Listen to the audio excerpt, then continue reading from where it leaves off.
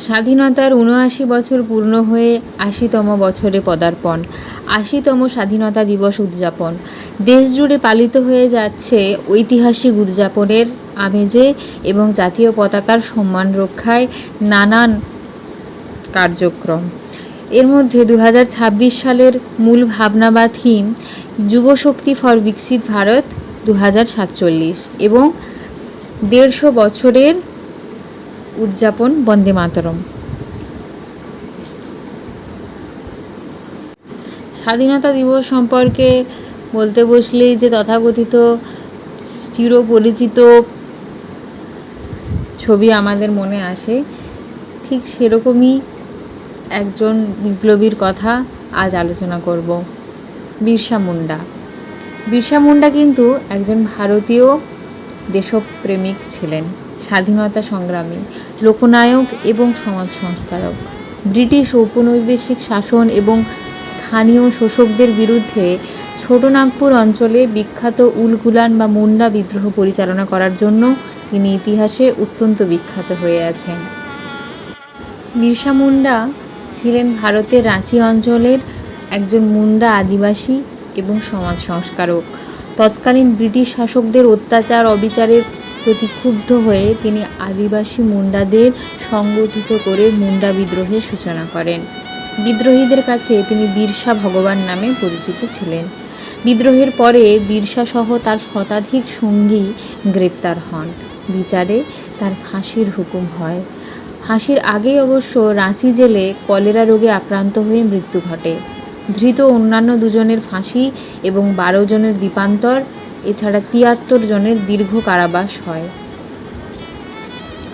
সাহিত্যের কথা বলতে গেলে মহাশ্বেতা দেবীর জনপ্রিয় উপন্যাস অরণ্যের অধিকারে যে কাহিনী বর্ণিত হয়েছে তা কিন্তু শহীদ বিরসা মুন্ডার জীবন নির্ভর, এবং সেই অরণ্যের অধিকার থেকেই ছোট গল্প বিরসা মুন্ডা গল্প পড়তে গিয়ে যখন তার সম্পর্কে জানলাম, তখন এক গভীর শ্রদ্ধায় মাথা অবনত হয়ে গেছে।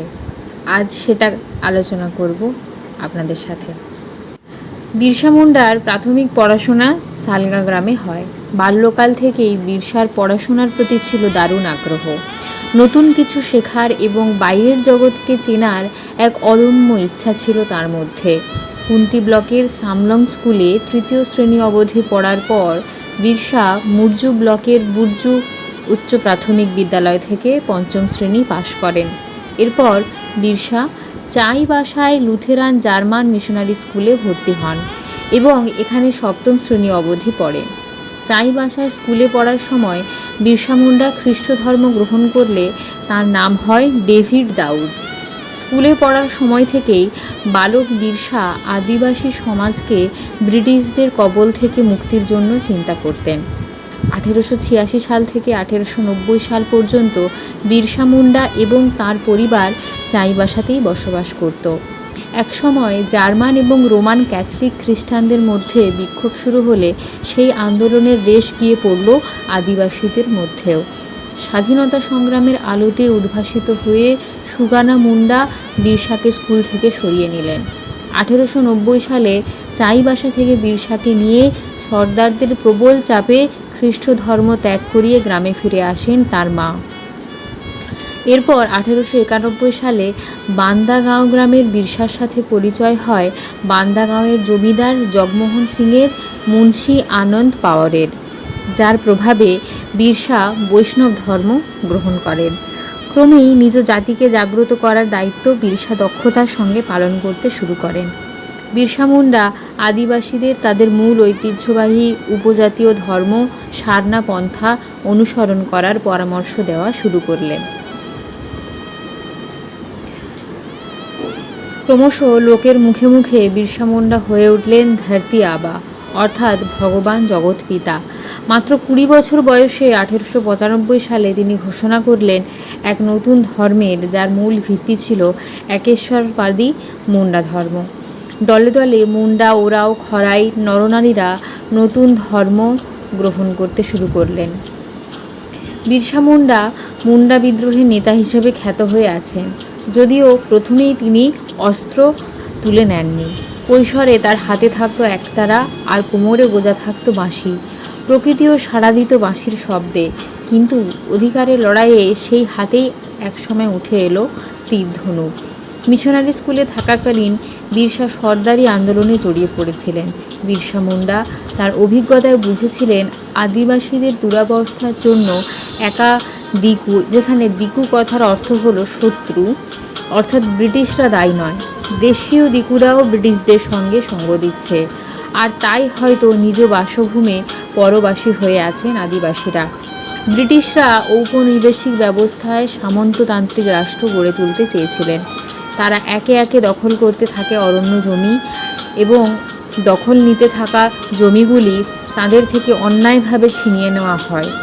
1894 সালে ব্রিটিশ সরকার অরণ্য আইন প্রবর্তন করে ভারতের বিস্তীর্ণ জঙ্গলমহলে প্রবেশ নিষিদ্ধ করে দিল আদিবাসীদের। হাজার হাজার বছর ধরে যে জঙ্গলের ওপর ভরসা করে জীবনযাপন করতেন আদিবাসীরা, সেই অরণ্যের অধিকার কেড়ে নেওয়া হলো তাদের থেকে। যখন ছোটনাগপুরের সংরক্ষিত বন দখল করার উদ্যোগ নিল ব্রিটিশ সরকার, সেই সময় জেগে উঠল সমগ্র পাহাড়, জঙ্গল ও বীর সাইদ বাহিনী। ব্রিটিশদের বন্দুকের সঙ্গে সমানে পাল্লা দিয়ে তীর ধনুক নিয়ে লড়াই শুরু হলো। পরিস্থিতি সামাল দিতে 1895 সালে জেলা পুলিশ বিরসাকে বন্দি করে 2 বছরের কারাদণ্ড দিল। 1897 সালে 30শে নভেম্বর বিরসা মুক্তি পাওয়ার পর আবার নতুন করে শুরু হলো বিদ্রোহের প্রস্তুতি। উলগুলান বা স্বাধীনতা আনার জন্য চলতে থাকে প্রস্তুতি। বিরসা মুন্ডার নেতৃত্বে 1899 থেকে 1900 সালের মধ্যে রাঁচির দক্ষিণাঞ্চলে মুন্ডা বিদ্রোহ সংগঠিত হয়। এই বিদ্রোহকে মুন্ডারি ভাষায় বলা হয় উলগুলান, যার অর্থ প্রবল বিক্ষোভ। এই বিদ্রোহের মূল লক্ষ্য ছিল মুন্ডা রাজ ও স্বাধীনতা প্রতিষ্ঠা। অন্যভাবে বলা গেলে মুন্ডা সমাজে অরণ্যের অধিকার প্রতিষ্ঠা। মুন্ডা বাহিনীর প্রধান কেন্দ্রে ছিল বর্তমান রাঁচি জামশেদপুর হাইওয়ে থেকে প্রায় 20 কিলোমিটার দূরে অবস্থিত সাইল রাকাব গ্রামের ডোম্বরি পাহাড়। যুদ্ধের কৌশল হিসেবে তারা বেছে নিয়েছিল গরিলা পদ্ধতি। 1899 সালে 24শে ডিসেম্বর রাঁচি ও খুন্তি শহরে বিরসা বাহিনীর ঝটিকা আক্রমণে বেশ কিছু পুলিশ সহ নিহত হলেন অনেক মানুষ, অগ্নিদগ্ধ হল শতাধিক ভবন। এই আক্রমণের জবাবে ব্রিটিশ সরকার 150 সেনা নিয়ে আক্রমণ করল ডোম্বরি পাহাড়। কমিশনার ফোর্বস ও ডেপুটি কমিশনার স্ট্রিটফিল্ড আদিবাসীদের আবুয়া ডিসান অর্থাৎ স্বতন্ত্র শাসন ধ্বংস করতে নির্বিচারে গুলি চালিয়ে হত্যা করলেন 400 আদিবাসীকে। ডোম্বরি পাহাড়ে হওয়া এই নির্বিচার গণহত্যায় মৃতদেহের স্তূপ তৈরি হয়ে গেল। মৃতদেহের এই স্তূপ বুকে নিয়ে দাঁড়িয়ে থাকতে থাকতে ডোম্বরি পাহাড়ের নামই হয়ে গেল মুন্ডাদের কাছে মৃতের স্তূপ। তবে বিরসাকে পুলিশ ধরতে পারল না। সরকার 500 টাকা ঘোষণা করল বিরসাকে ধরিয়ে দেওয়ার জন্য। 1900 সালে চক্রধরপুরের জমকোপাই বনে নিরস্ত্র ও ঘুমন্ত অবস্থায় বন্দী হলেন বিরসা। বিরসা মুন্ডাকে ধরিয়ে দেওয়ার ইতিহাস বিশ্বাসঘাতকতার ইতিহাস। রোগাতো নামক এক স্থানে সভা শেষ করে সে নেত্রার জঙ্গলে ক্লান্ত হয়ে ঘুমাচ্ছিলেন বিরসা।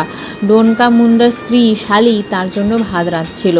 ভাত রাঁধার ধোঁয়া জঙ্গলের মাথার উপর দিয়ে দূর থেকে দেখা যায়। ব্রিটিশ পুলিশ সেই ধোঁয়া লক্ষ্য করে এগিয়ে আসে এবং অবশেষে মনমারু ও জারকাইল গ্রামের মানুষ কিছু টাকা এবং পেট ভরে দুটো খাওয়ার লোভে বিরসাকে ধরিয়ে দেয়। বিরসাকে বন্দি করে তার বিচার শুরু হলো। বিরসার সঙ্গে 571 জনের বিচার চলল। এদের মধ্যে 3 জনের ফাঁসি হলো এবং 77 জনের দ্বীপান্তর সহ কারাদণ্ড। বিদ্রোহীদের রাঁচি জেলখানায় শিকল দিয়ে বেঁধে রাখা হয়েছিল। 1990 সালের 9 জুন মাত্র 25 বছর বয়সে রাঁচি জেলে বিষ প্রয়োগের ফলে বিরসা মুন্ডার মৃত্যু হয়। যদিও জেলের রিপোর্টে বলা হয় রক্তবমি এবং আমাশার কারণে বিরসার মৃত্যু ঘটেছে। মুন্ডাদের কবর দেওয়া হয়, অথচ বিরসাকে তড়িঘড়ি দাহ করে দেওয়া হয়েছিল। উদ্দেশ্য ছিল দুটো: 1, তার মৃত্যুর সঠিক কারণ ধামাচাপা দেওয়া, ও 2, সকল আদিবাসীদের বোঝানো যে বিরসা ভগবান নয়, একজন সাধারণ মানুষ। কর্ণাটকের মহীশূর ও কোডাগু জেলার আদিবাসীরা আজও বিরসা মুন্ডার জন্মবার্ষিকী উদযাপন করেন।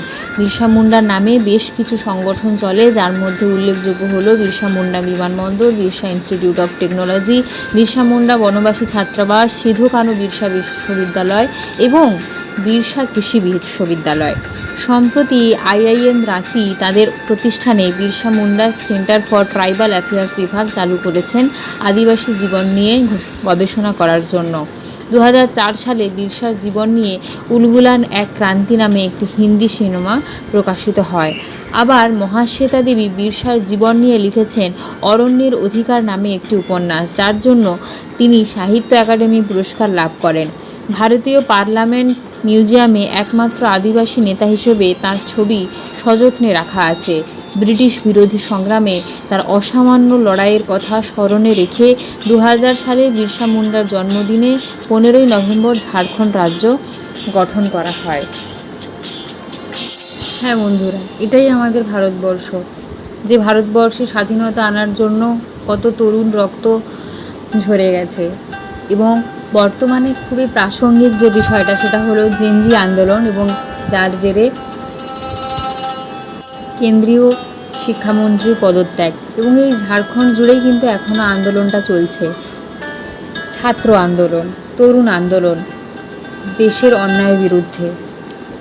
যে আন্দোলনের রাস্তা আমরা দেখেছিলাম ইংরেজদের বিরুদ্ধে, অন্যায়ের বিরুদ্ধে, আজ সেই আন্দোলন হয়ে উঠেছে দেশে থাকা অন্যায়ের বিরুদ্ধে। 2026 সালের আগস্ট মাসে ঝাড়খণ্ডের রাঁচিতে জেপিএসসি এবং জেএসএসসি নিয়োগ পরীক্ষায় অনিয়মের অভিযোগে হাজার হাজার চাকরিপ্রার্থী ও ছাত্ররা আন্দোলনে নেমেছেন। পরীক্ষা পরিচালনার প্রক্রিয়ায় স্বচ্ছতা এবং সিবিআই তদন্তের দাবিতে এই আন্দোলন চলছে, যার ফলে বিধানসভা অভিযান ও পুলিশের সাথে সংঘর্ষের মতো ঘটনা ঘটছে। ঝাড়খণ্ড পাবলিক সার্ভিস কমিশন ও স্টাফ সিলেকশন কমিশনের পরীক্ষাসমূহে ব্যাপক অনিয়ম ও দুর্নীতির অভিযোগ তুলেছে শিক্ষার্থীরা। পরীক্ষার্থীদের স্বচ্ছতা নিয়োগ এবং বিতর্কিত পরীক্ষাগুলি বাতিল করা এবং পুরো ঘটনা নিরপেক্ষ সিবিআই তদন্তের দাবি জানানো হয়েছে। এখানে ছাত্রনেতা দেবেন্দ্রনাথ মাহাতো সহ অন্যান্যরা এই আন্দোলনের অগ্রভাগে রয়েছেন। বিধানসভা ঘেরাও ও কর্মসূচির সময় আন্দোলনকারীদের দমাতে পুলিশ লাঠিচার্জ, জলকামান ও কাঁদানে গ্যাস ব্যবহার করে। বিশৃঙ্খলা প্রতিবাদের জেরে প্রায় 600 জনের বিরুদ্ধে এফআইআর দায়ের করা হয়েছে।